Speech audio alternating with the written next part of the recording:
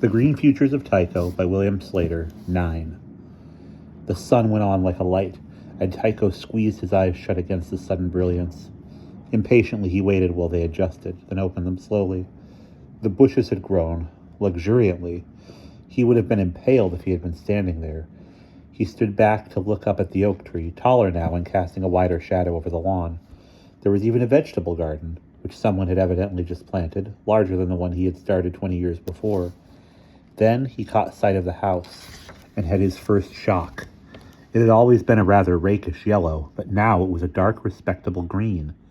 He didn't like it. Still, there were probably no children living here anymore.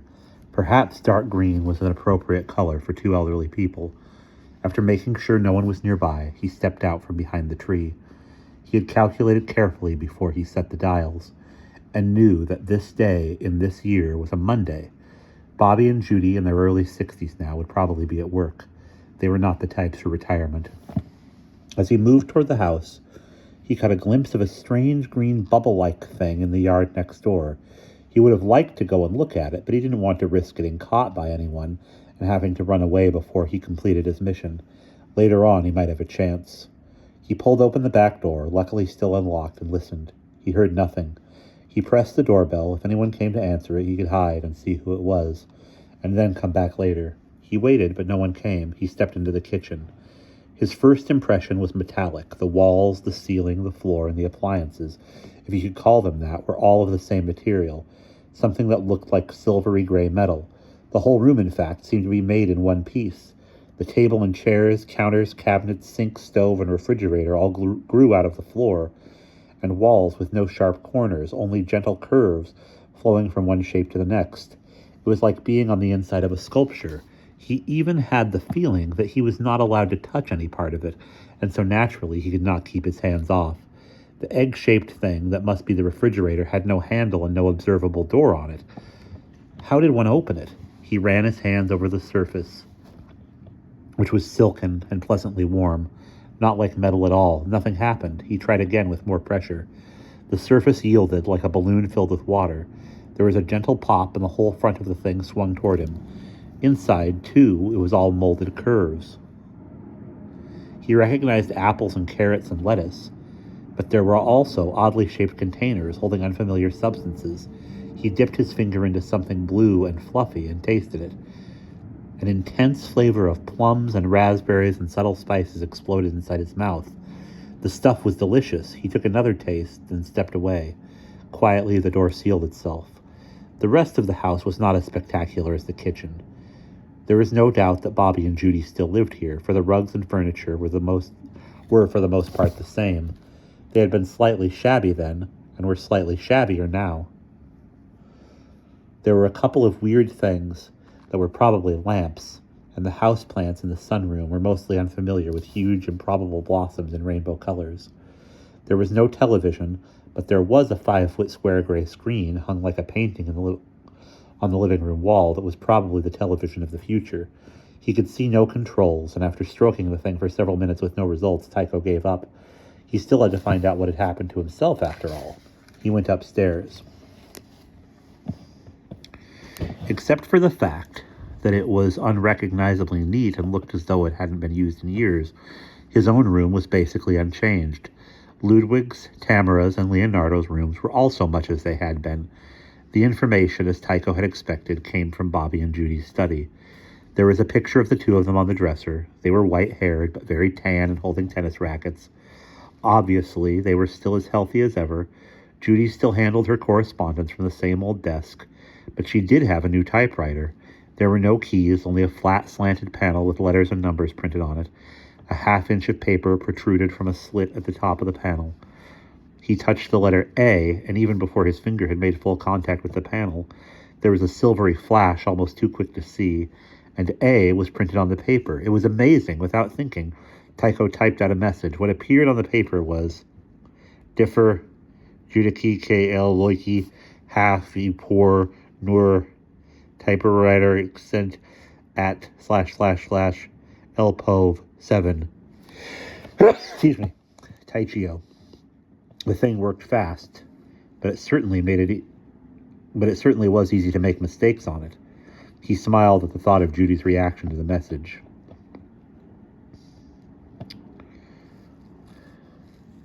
But the smile faded quickly. She wouldn't think it was cute. She would think that someone had broken into the house and had gone through her possessions. As a result, she might very well start keeping the door locked. The locks were probably different now, and his old key from 20 years ago wouldn't work. He would never be able to get back in here, and sometime he might really need to get back in here. It might be terribly important. He mustn't lock himself out. He pulled at the paper, but it wouldn't move. It was too tough to tear. He searched the panel and finally guessed that the strange symbol in the lower right corner might possibly resemble a pair of scissors. He touched it. The strip of paper neatly detached itself and fell into a little rack behind the slit, while another piece of paper appeared in its place. Tycho shoved the message into his pocket. The best thing would be to find a letter from himself. In case he hadn't written, he could find out where he lived from an address book, though an address alone wouldn't tell him very much about himself, especially if he lived in another city and couldn't go visit the place. A letter would be the best. He would have to remember to write to Judy when he grew up. If he kept reminding himself and remembering from now on, then there would certainly have to be a letter here somewhere. There it was. She still used the same cubby hole for storing letters received, and in a moment, Tycho came across an envelope with T. Typhonus scrolled in the corner. He pulled it out, then sank back in the desk chair, suddenly feeling frightened. Now that he was on the verge, he wasn't sure he really did want to know what was going to happen to him. What if it was something horrible? It might be better to just put the letter back and get out of here. But he was too curious. He braced himself, as if he were opening his report card, and pulled the letter out. His handwriting was worse than ever.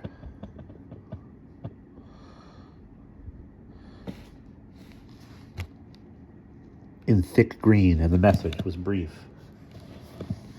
Hey, Ma. Thought you might get a wriggle out of the new stationery. Keep your fingers crossed.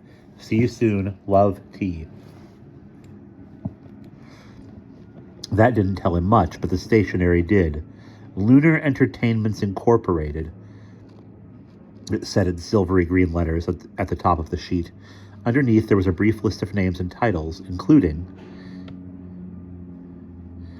Tycho Tithonus, artistic engineer.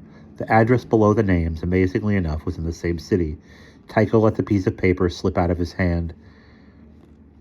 Artistic engineer, Lunar Entertainments. What could it mean? It certainly sounded interesting. Perhaps he should go visit the place and find out what it was all about. But how would he get in? What excuse would he use? What if someone recognized him? What if he recognized himself? It would be safer just to stay here and poke around some more, and then go back to his own time and go to bed. But he couldn't resist. Lunar Entertainments was too seductive to pass up. He knew that if he didn't go now, he would have to come back some other time and find out what it meant. So it might as well be now. He put the letter carefully back, and in a moment was downstairs and out the front door. The street had not changed much in 20 years. The lawns were patchy and overgrown, and many of the houses in need of repairs, he noticed. The strangest thing about the cars was how tiny they were. They were not streamlined and futuristic, but rather like square little boxes on wheels. They all gleamed as though they had been recently waxed and were painted strange, pale pastel tones of pink and lavender and green. But if he squinted, the street seemed almost the same, except the trees. That was the major difference. Many of the trees were gone. So many, in fact, the street no longer seemed shady and inviting. He forgot about the trees when he left his own neighborhood. At the first major intersection, he hopped on a bus that looked like a fat, transparent light bulb and headed downtown. He wondered briefly how much a bus ride would cost these days, but then noticed that no one seemed to be paying. He sat down on the amazingly comfortable padded bench and gawked like a country boy on his first visit to the city. He certainly didn't have to worry about looking old-fashioned or out of place. There was incredible diversity in the style of dress. No one paid any attention to the girl across from him who wore a bikini top, a floor-length fur skirt, and had a pink crew cut. The man beside her wore a long hooked robe of bright red satin, and the woman behind him had on a tunic that could have come from ancient Greece. Next to Tycho sat a young man with a 2-foot-long blonde braid, who had nothing on but a loincloth. There were other people in beads and leather and silk. Tycho felt comfortably inconspicuous. He finally managed to tear his eyes away from the people to look at the city outside the transparent walls of the bus. The style of architecture was as diverse as the style of dress. The gleaming spires and transparent domes of science fiction were there, as he had imagined, but there were also multicolored Greek temples, half-timbered houses, medieval stone towers. He passed the skyscraper, he remembered, a blank mirrored triangle. Now a gigantic thatched roof was perched jauntily on top of it, bringing it up to date. The familiar building reminded him to think about where he was going. He got off the bus at the next stop and wandered dizzily for several blocks. It was like being at a costume party in an amusement park designed by a madman.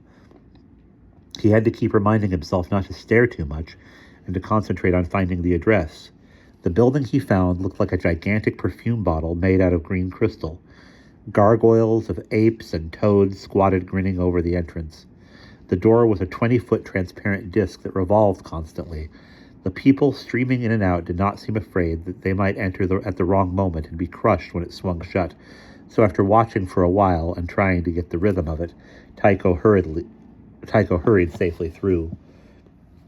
Green transparent tubes were ranged around the main hall, and inside them lighted bubbles floated up and up until the tubes curved away or disappeared in a green haze high above.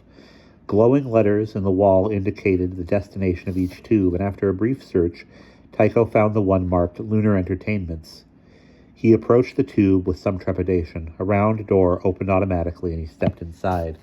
And then he was in his own little egg-shaped capsule, being silently wafted upward.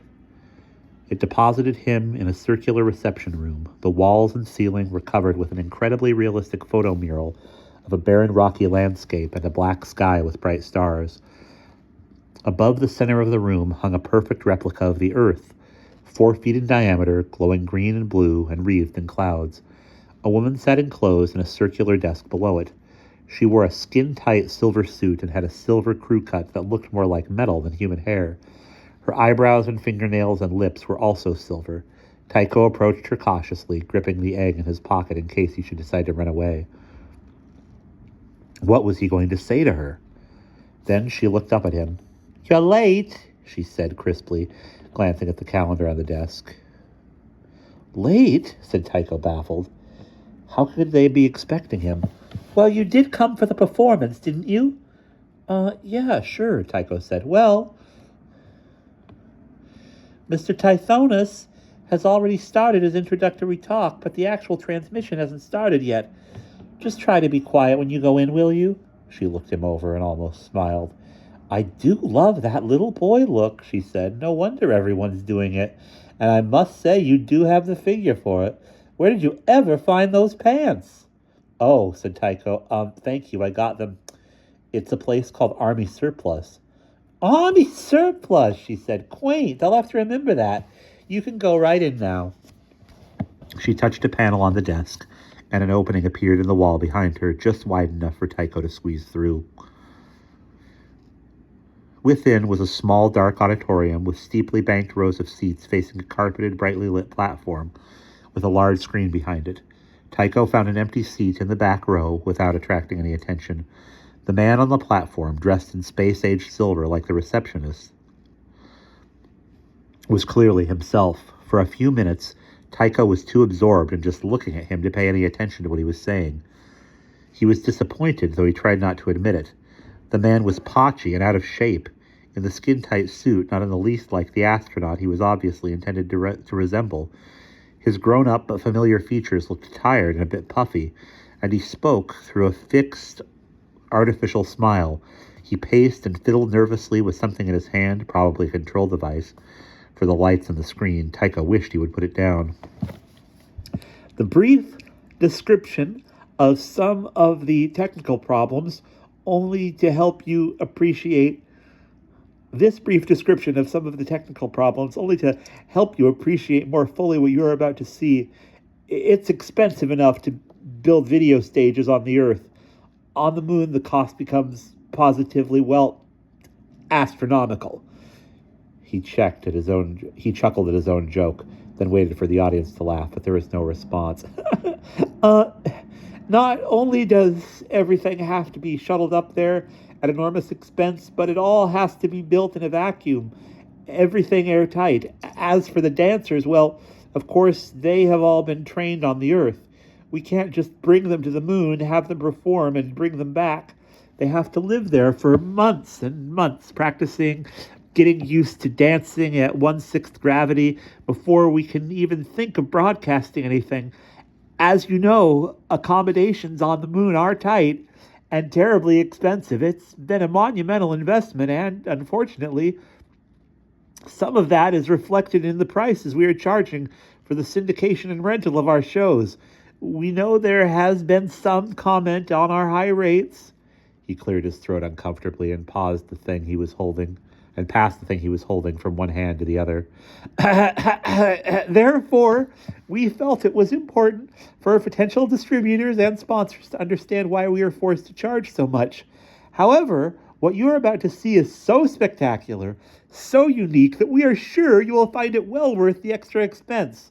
There's never before been anything like this in the whole history of entertainment. Weighing 1/6 of what they do on Earth gives our performers, well, totally unlimited freedom and control over their bodies. But enough said. I know you're all impatient, so we'll go right ahead with it now.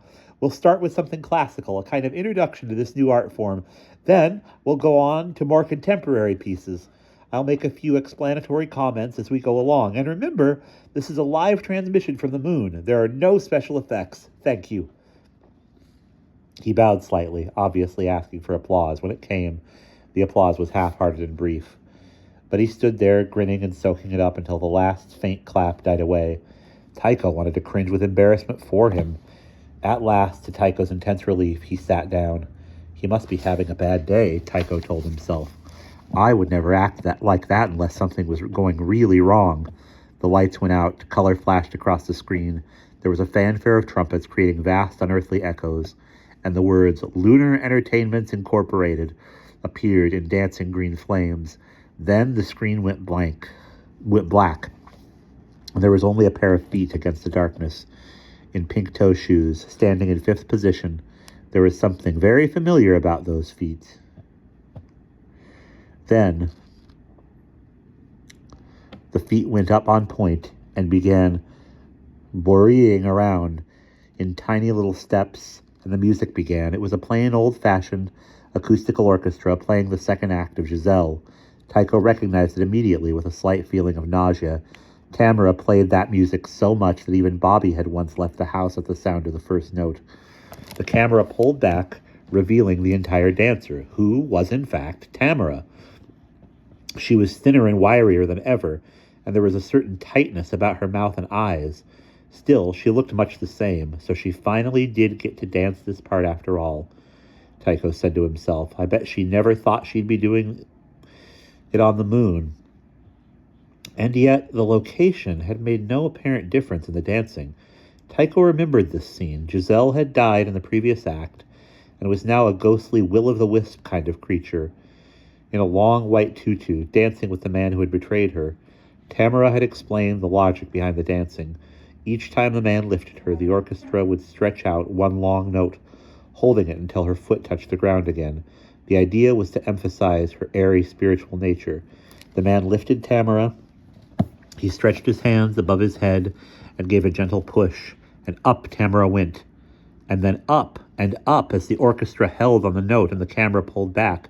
But the man still disappeared below her as she kept floating up, with a dreamy, sad half-smile on her face, slowly waving the lily in her hand, casually flapping her pointed feet. The orchestra kept holding on the note interminably. The poor oboe player must be nearly dead by now, thought Tycho, as Tamara gradually drifted to a stop, paused for a moment in midair, and then began her descent, her skirts fluttering gently as she accelerated downward, her eyes gazing wistfully up to heaven. The note went on, wavering as the man caught her, held her effortlessly in a long, graceful pose, and brought her down at last. The camera zoomed in on her foot again, as it delicately made contact with the floor, and with an audible gasp, the orchestra went on. Finally, to the next note. The gasp that went up from the people in the audience was very audible indeed. Like Tycho, they all seemed to have been holding their breath. The gasp became a murmur and then an excited buzz as the lifting and tossing of Tamara was repeated again and then again. As the scene ended, she tossed the flower at the kneeling man, who didn't even try to catch it because it just went up and never came down again. Tamara gracefully launched herself, wafted halfway across the stage with her body held perfectly in position, and then disappeared into the wings like a fragile puff of down. The genuine applause from the audience was interrupted by a brutal cut to the backstage. Tamara squatted beside a pile of ropes and dirty machinery, her hands on her bent knees, her rump in the air. Sweat streamed down her face and stained the underarms of her bodice, and her chest heaved as she gasped painfully, noisily for breath. At first, she was not aware of the camera. When she did see it, she straightened up with a puppet-like jerk, and the look of shocked helplessness and embarrassment on her face was truly painful to behold. Tycho wanted to close his eyes. She's not expecting this, came an unpleasant, delighted voice from the front row. But I wanted the element of surprise. I thought it was important to get some real backstage color. Yes, and spoil the whole effect she'd worked so hard to create, thought Tycho angrily. What a nasty person this man was. It was difficult for Tycho to think of him as himself, though he knew he had to be. The presence of the camera was forcing Tamara to submit grudgingly to an interview. Easier? She gasped, dabbing her face with a tissue. Well, I have done Giselle on Earth many times, and of course, fighting gravity is one of your basic problems. And, she paused to pant uncomfortably. Well, of course, if you were just trying for the same elevation, it would be easier on the moon, with only 1/6 gravity, but the whole point of coming up here to dance is to get these spectacular effects. It's just as hard to jump 30 feet on the moon as it is to jump 5 feet on the Earth. She smiled slightly, struggling to make the most of the situation. In a way, it's harder because you're in the air so much longer, so you have to hold your position much... Thank you. I think we're ready for our next number now, interrupted the interviewer. Backstage on the moon, we have just been speaking with Tam. Now, this next one isn't so old-fashioned. I think it's really going to be spectacular, announced Mr. Tithonus, effectively blotting out the dancer's name. There was a dissonant electric shriek, and a woman dressed in a piece of red string burst onto the stage. She jumped into the air, spinning like a top, and turned an uncountable number of times before she landed. 3 men in blue string appeared, formed a triangle, and began playing catch with the woman. As they tossed her back and forth between them, she assumed different positions in the air, first straight like an arrow, then waving her arms and grabbing her feet with her hands, then arching her back and putting her feet on her shoulders, and finally wrapping her ankles around her neck. She remained in that position as the men gathered themselves and heaved her up and out into the wings. Then they began jumping frantically, hardly seeming to touch the ground as they spun over and around each other through the air like 3 dolls in the hands of an invisible juggler. At the same moment, they all landed together on their hands and danced around in that position for a while, forming patterns with their legs and feet. Then they did perfect handsprings that sent them soaring up to disappear in the space above the top of the stage. As soon as they were gone, 3 green shapes came bouncing chaotically across the screen. They were limbless, not like people at all. Apparently, they were dancers encased in bags that could be stretched and twisted into amoeba-like forms. In a moment, they careened out of sight. The lights went on, and Mr. Tithonus was up on the platform again, basking in the applause, which died very quickly. They were applauding the dancers, not him, but he waited until the last stray clap had faded before opening his mouth. Thank you, he said. I told you it would be spectacular, didn't I? But don't go, the dancing isn't over yet, he pleaded as several people got up and started to leave. There's more to come! Reluctantly, the people went back to their seats. Just a brief commercial message here while the dancers get ready for their next number. Now all you wonderful people have some questions, and I bet I can guess what they are. First question, how does a company become a sponsor for this great entertainment experience? That's an easy one. All you have to do is... Tycho had had enough. He got up and headed for the door. There wasn't one, but there was a red exit sign glowing at eye level on the back wall. Hey, wait a minute, he heard his older self say. Don't go away, young. But as Tycho approached the letters, the wall opened, and he ran out into the reception room. The silver woman looked up in surprise as he sped past. "What's the matter? Didn't you like it?" she demanded. "It made me sick," Tycho shot back at her, stopping in front of the green tube. "Well, there's just no explaining people's taste," she said. "Of course, being weightless always does make me a trifle queasy, but I can't see how just watching other people—" The capsule enclosed him and cut her off in mid-sentence. And that's the end of chapter 9.